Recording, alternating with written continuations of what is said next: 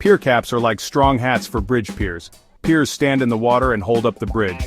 The pier cap sits on top of the pier. It spreads the weight of the bridge.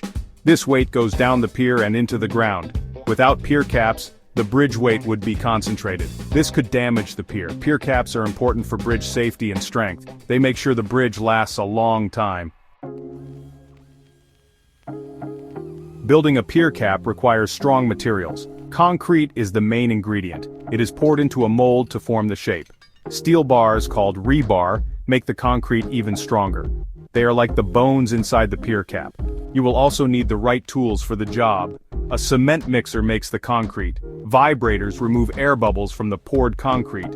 Leveling tools make sure the pier cap is flat and even. Safety equipment like gloves and hard hats protect the workers.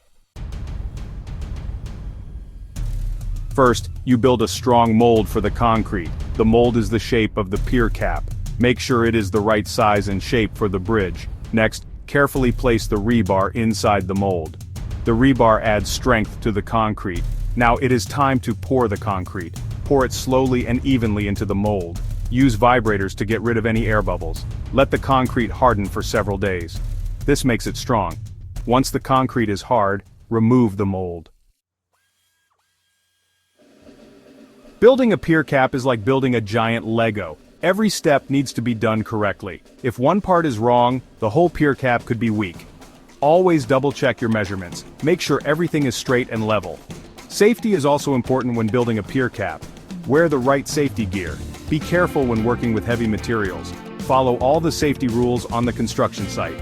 Remember, building a pier cap is teamwork. Work together to build a safe and strong bridge.